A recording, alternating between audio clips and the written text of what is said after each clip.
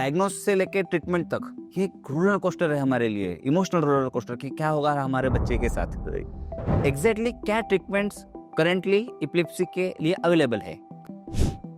Treatment available है, नहीं है ऐसे नहीं। That we can control the epilepsy. Anti-seizure medications, epilepsy surgery, then you have a ketogenic diet, vagus nerve stimulation. This is generalized for long-term treatment, am I right? They don't need lifelong treatment. You have many options to control the seizures. दोस्तों नमस्ते, मैं अमर अणे आपका podcast host और आप सभी का स्वागत है AOPN प्रेजेंटिंग न्यूरो पॉडकास्ट में, powered by Linux laboratories private limited. दोस्तों पिछले एपिसोड में हमने देखा एपिलेप्सी क्या होती है। आज हम जानने वाले हैं एपिलेप्सी के ट्रीटमेंट से हमने क्या आउटकम एक्सपेक्ट करना चाहिए, और इस विषय पे चर्चा के लिए हमारे साथ थे कोल्हापुर के सीनियर पीडियाट्रिक न्यूरोलॉजिस्ट डॉक्टर विलास जाधव सर। उनसे हमने डिस्कस किया कि हमारे बच्चों को अगर एपिलेप्सी डायग्नोस हुई तो उनकी फर्स्ट लाइन ऑफ ट्रीटमेंट क्या होती है, और ऐसी कोई दवा होती है क्या जिससे हमारे बच्चों को सीजर आए तो हम उसका इमीडिएटली मेडिकल मैनेजमेंट कर सकते हैं। और साथ ही हमने उनसे ये भी डिस्कस किया कि ये दवाइयाँ कितने दिनों तक हमारे बच्चों को लेनी पड़ेगी। ये पॉडकास्ट आप अंत तक देखिए, यू विल बी अवेयर कि व्हाट यू शुड एक्सपेक्ट, आपने क्या एक्सपेक्ट करना चाहिए मेडिकल मैनेजमेंट और the treatment of paediatric epilepsy. तो आइए शुरू करते हैं न्यूरो पॉडकास्ट को, पॉडकास्ट नंबर 5। लेकिन शुरू करने से पहले चैनल को सब्सक्राइब करें और बेल आइकॉन क्लिक करें ताकि आपको न्यूरो पॉडकास्ट के रेगुलर अपडेट्स मिलते रहे।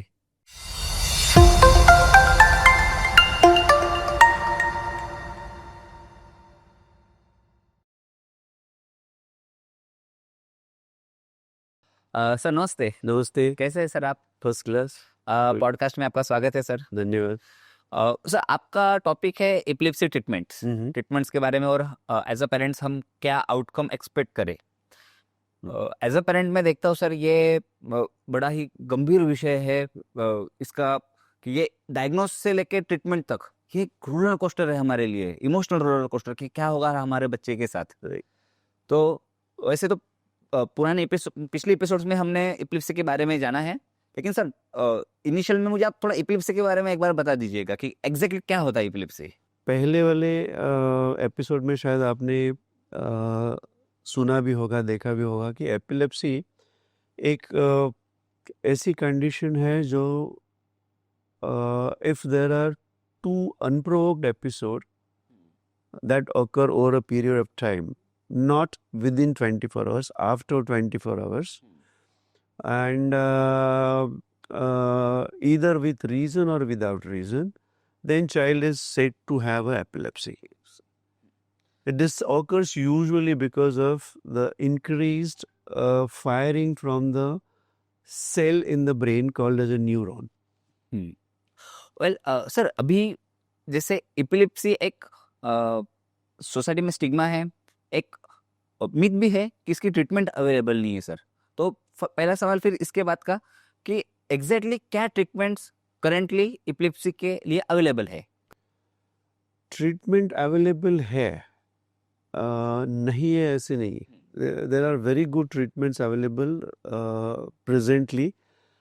This was not the case prior. Say if you take 40 years back, not many drugs were available, and now over the past 40 years इतने सारे ड्रग्स अभी available हो गए हैं thanks to major breakthroughs researches that we can control the epilepsy. Control to very much extent. Almost I would say more than 70% of the children can be very well controlled with anti-seizure medications. Treatment options may you have 4 options. One is anti-seizure medications, that drugs, what we say. Number 2 is you have epilepsy surgery in some of the scenarios. Then you have a ketogenic diet, which works very well for some of the children, almost 24%. And you have a modulatory device called as a vagus nerve stimulation. So with current researches, you have many options to control the seizures. Sir But how you decide that this particular treatment needed to this particular patient? Right. This is actually individualized decisions. Most of the children will need anti-seizure medications only. Almost, I would say, 70% of all children are completely controlled with anti-seizure medication. So we usually don't go for epilepsy surgery, ketogenic diet, vagus nerve stimulation on day one or at the go. Usually we start with anti-seizure medications.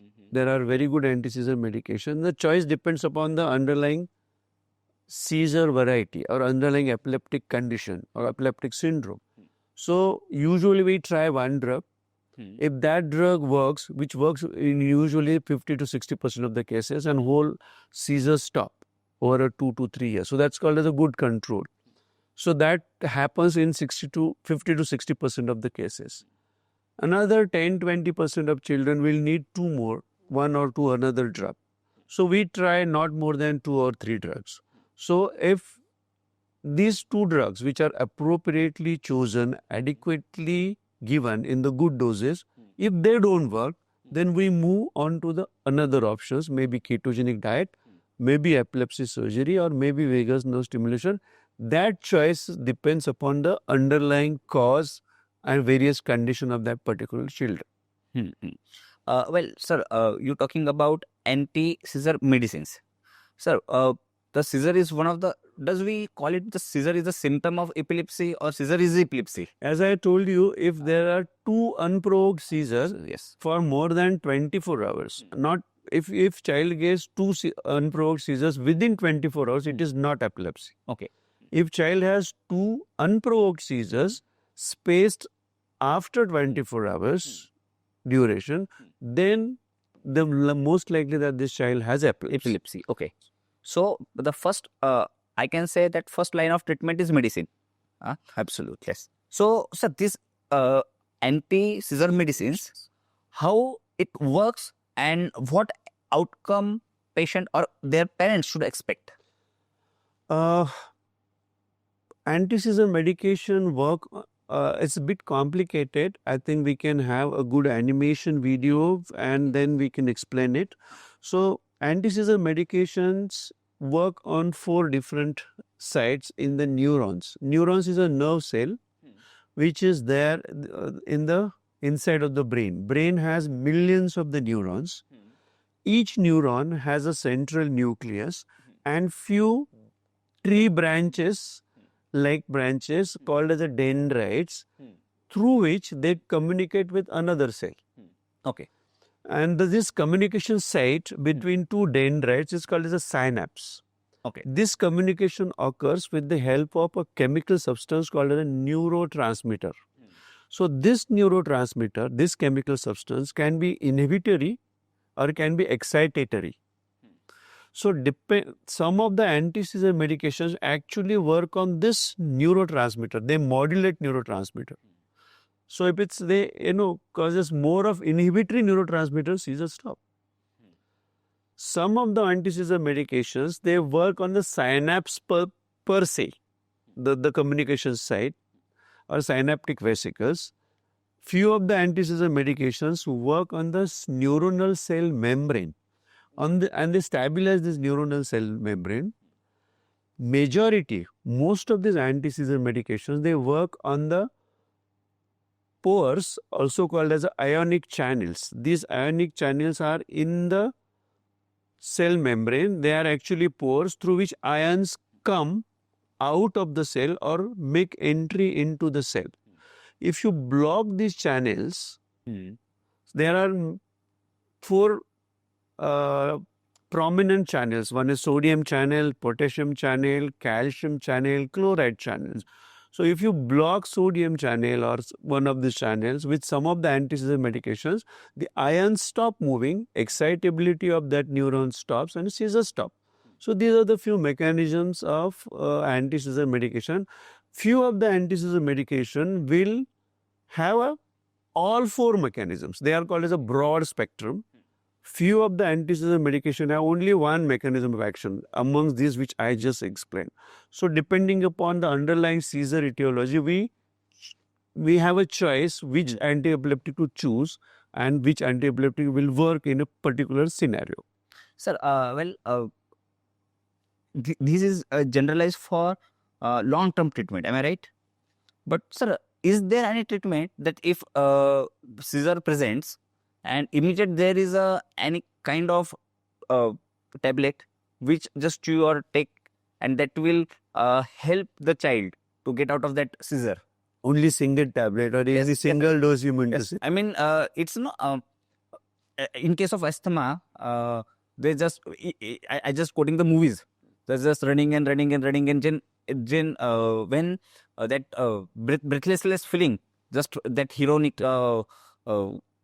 inhaler, Inhaler. and he just inhaled that thing, and Yeah, he's goes fine. Yeah. Yes. So this is called as acute management. I mean, you have to stop that seizure very acutely during that time. See, there are two varieties of treatment, I would say. One is stopping that epilepsy or seizure very acutely during the attack. And the second is to prevent further attacks. Like same in asthma. You take one inhaler that prevents that attack only. That does not prevent the next attack. Yes. So the same thing goes here. There are some medications which will prevent a ongoing attack immediately on the spot. These medications are called as a rescue medications. Yes. These medications are commonly are benzodiazepines. This is a group. So you have two settings to control this seizure, either in the hospital or when the child is playing out or at home or at school. So we call this as a community level, at community level and at hospital level. Obviously, when the child is at hospital and you want to stop seizure, we use intravenous, something called as a inside the vein. Injection we can directly push. In that case, amongst these benzodiazepine, best drug we prefer is a lorazepam.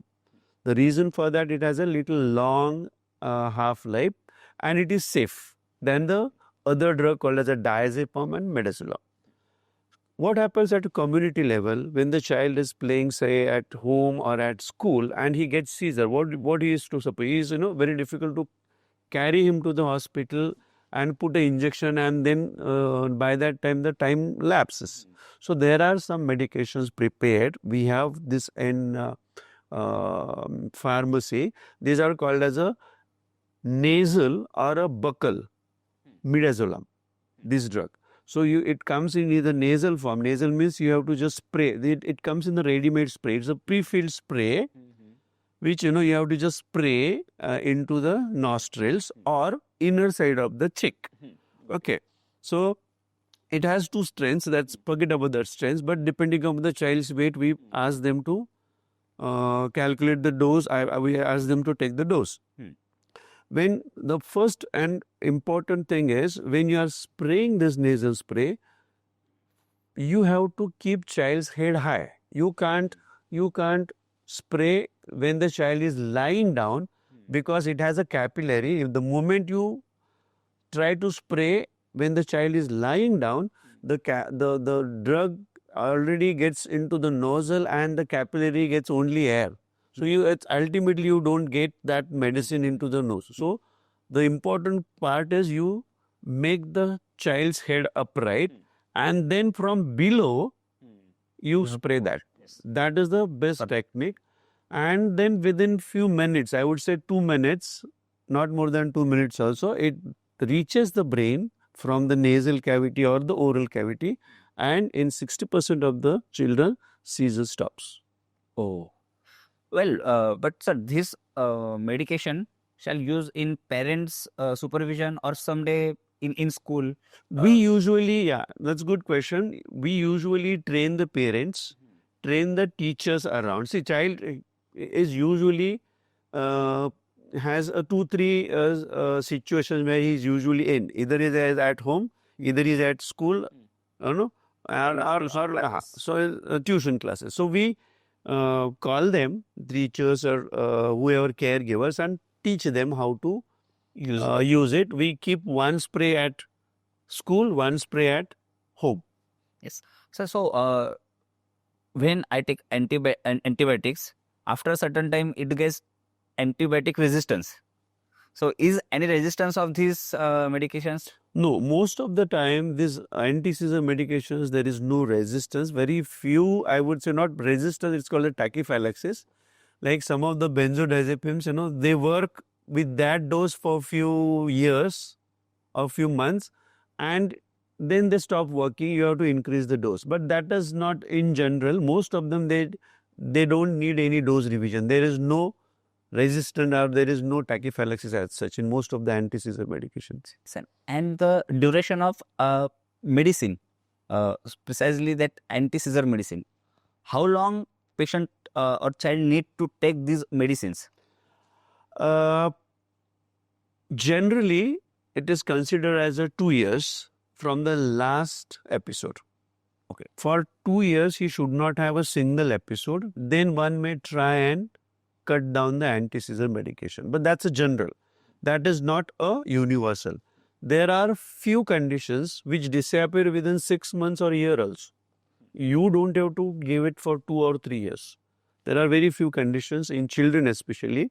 You can cut down immediately after 6 months or a year also. And complete cut down? Yeah, complete. When you cut it down and there is no need to give him another. There is one syndrome called epileptic syndrome called as a self-limiting epilepsy with centrotemporal spike, where seizures only occur in sleep. Child is otherwise normal. He has a typical changes. And for a year or maximum 2, everything goes off.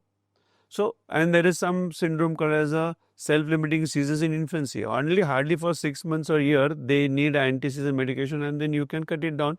They don't have to take it for whole life.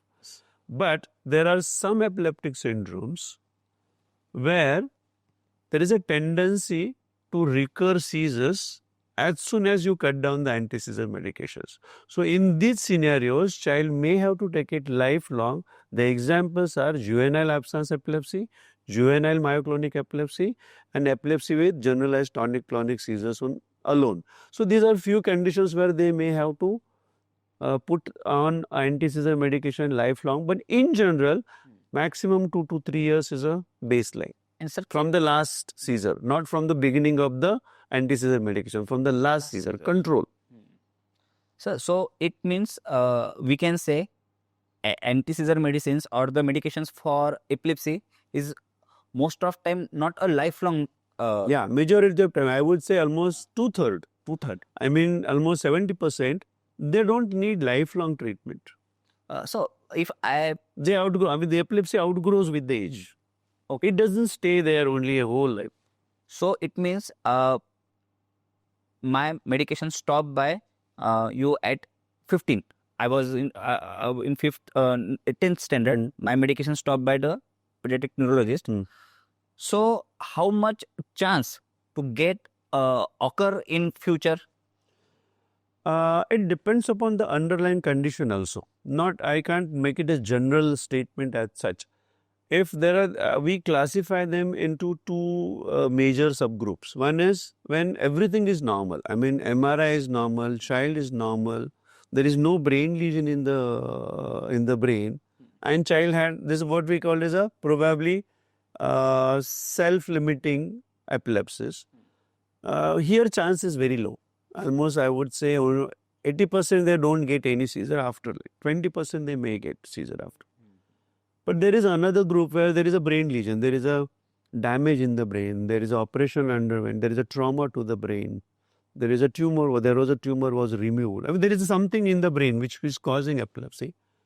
There is a high chance, almost 40 to 60%. And depends on underlying 40%, I would say 30 to more than 20% at least chance that it might recur. So depends. Sir, next question is, you mentioned about surgery, vagus nerve stimulation and ketogenic diet. So I just want to touch these all things. I mean, in which conditions need surgery? It means if my medications doesn't work, now I need surgery. Is it true? Or what conditions? That's a good question. Usually, as I said, for surgery, child has to have underlying structural lesion.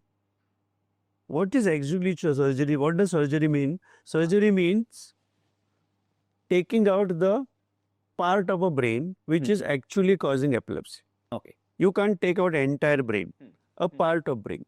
So child has to have a localized, very focused part of a brain which causes epilepsy. That we call it as a lesion. We have to have a lesion in the, which is usually picked up with the MRI. You can have MRI negative cases which undergo surgery, but that's a little different issue. But most of the time you need a lesion there in the brain to get a response from a surgery, so that child will be completely seizure free after surgery. So that number one, which patient we go for surgery. Number two, even if there is a lesion, we don't go from the word first episode and send the child, even if he has lesion, to the surgery. Usually we try at least one drug, see the response, and we feel that, even whenever I'm going to take out this drug and child is going to bounce back because there is a lesion, then we might go for, in that case, surgery, or that causing lots of cognitive issues in that child. See what happens, that lesion itself can cause lots of cognitive issues. Even if the seizures are controlled, that lesion is causing cognitive issues in child. In that case, we might think of this child will need for a better intellectual or cognitive outcome. Afterwards, you go for surgery very early. So it's an individualized decision. But the baseline is child has to have some lesion which we think that this is amenable for surgery and it will help the child. Then and then only we'll go for surgery. That's number one. Perfect. Ketogenic diet is where we can't go for surgery. One question about just to wind up this question of surgery. How safe these surgeries? Because the name surgery. See, it's not unsafe totally. It's very safe because the decision usually is taken by something called as a pre-surgical workup. Means what? When we are taking out or we are touching that part, how much damage will occur in a child if we take out that part? This already hypothesis we form. If we take out, this brain has areas. It has separate area for vision. It has separate area for hearing. It has separate area for movement of right hand, movement of left hand, movement of right leg, movement left leg. It has separate parts. So suppose lesion is there in the vision and we try to take it out. How much visual deficit child will have, we calculate prior. There are good tools. Great. So we decide upon that. We just submit children arbitrary for epilepsy. So a prior we say that this is going to cause problems. This will be absolutely safe, and then we'll take a decision. So it's a pre-surgical evaluation which tells, but most of the time when we are sure that benefit is more than the risk, we go for the surgery. So there shouldn't be any, unnecessary concerns of surgery. Means when doctor suggested the surgery, this whole study has done, and my child, the risk is there always, but the risk is minimalized. It's minimalized and it outgrows the, I will say the risk is very less, but the benefits are very much. Great. So second, ketogenic. Yeah. So when the surgery, we think, no, this child is not going to get help by surgery, or he has many focus. Suppose he has focus on both sides of the brain. We can't operate both sides of the brain. So when we think that this is not the surgical case, then we try next two options, either ketogenic diet or vagus nerve stimulation. That we again take an individual decision. Ketogenic diet can be tried at the go also. One at the first as a first option in very few cases. Say child has an underlying disorder called as a GLUT1 deficiency, where the glucose is depleted in the brain, but the ketogenic diet gives that glucose in a different way. So if that is the condition we diagnose, feel that, we don't try medicines, we don't try surgery, we directly give ketogenic diet. So there are a few indications where directly ketogenic diet we try it, but in general I would say is we try ketogenic diet, we try vagus nerve stimulation if first two options are inadequate. Okay. Sir, in short, what is ketogenic diet, if you brief? Yeah. Ketogenic diet, I would say, it's a reverse of that pyramid. I'll explain you. You have carbohydrate, you have protein, and you have fat. These are the three main constituents of your food. What we usually eat is carbohydrate jada. We eat lots of carbohydrates. We eat medium of proteins and less of fat. Exactly reverse occurs here. Fat is too much, almost 70% of your diet. Protein is almost, I would say, 20 to 30%. Carbohydrate is very less, 10 to 20%. I mean, it exactly reverse of the normal pyramid. Here, the fat gives you more energy to the brain, not a carbohydrate. Okay. That's a ketogenic diet. Yes. So, if as you say, there are good benefits of ketogenic diet. So, why does it not possible to do medicines and ketogenic diet simultaneously? Yeah, most of the time we do that. We do that. And the child is already on anti-seizure medication, we add another option. I mean, whenever we visit doctors for any disease, we just ask them what should be my diet.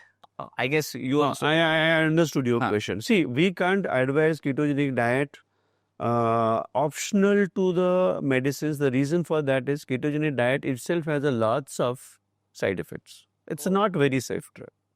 Because when you are eating very high fat, the fat itself is going to cause some problems on your body. Too much of fat is not good for the body. So in that case, we give supplements, we reduce that, but that's different. But that's not a normal diet. Everyone should not try a ketogenic diet unless it is needed. And it has lots of side effects. And sir, last is the vagus nerve stimulation. Vagus nerve stimulation is again when surgery is not an option. Ketogenic diet doesn't work. It just what is vagus nerve stimulation? It's a stimulator. It's a vibrator, I would say. It's a device which is kept. Vagus nerve goes from chest to the brain. Chest to this brain. It's a nerve. It comes down from the brain and it goes into the chest the other way. I'm very sorry. It comes from the brain. The nerve coming from the brain and going to the abdomen or a chest for supply to the say heart and say abdominal organs. This nerve is stimulated with extra currents. There is a one stimulator here or device here, which is is kept underneath the skin with this small surgery, and it keeps on. It has a battery. It keeps on stimulating that vagus nerve so that the epileptic discharges in the brain are modulated. Okay. So neurons they usually fire and cause seizures. They are suppressed with this stimulation. This is called the vagus nerve stimulation. And when does it use? Means during the episodes, or we have to use in between, and then episodes will cut down. See, it doesn't continuously stimulate. It has we can set the frequency every 10 seconds, every 2 seconds, every. So that's permanent there. They're permanent there, and we can say modulate that device, or we can set that device depending upon need of the child. And how many days or how long this device need? No, it is there unless it has some issues. We can change the batteries from the outside. No, unless need. No. It doesn't. I mean, usually when this type of device is kept, the child already has intractable epilepsy, which is difficult to control with the other. So it usually needs to be kept, over the years, I would say, unless our epilepsy outgrows. We say, I told you that there are a high number of chances, 2/3 of the epilepsy outgrows with the age. Suppose we have done a vagus nerve stimulation surgery right now. The seizures come down by 50%, but they don't go. And after 3 years, 4 years, 5 years, again the incidence goes to the 20%, then 10%, and then the 0%. And we say that there are no seizures almost for 3-4 years. Then probably the epilepsy is gone or as remitted, and we can think of cutting it or taking it out. But that's a chance is little less. Okay. So, but this treatment mode is safe. Yeah, it is safe. Absolutely safe. Great. So, in today's podcast, we discuss about medications, epilepsy surgery, ketogenic diet, and vagus nerve stimulation. It's a great podcast, sir. I guess the audience whose parents they are actually parents also suffering, but main sufferer is the patient child, a child. Yes. So they will get benefited from this particular information. Thank you very much, sir, for being here. And Thanks a lot. Thanks very much. Thanks for providing us such a nice platform. I should congratulate you all. Thank you very much.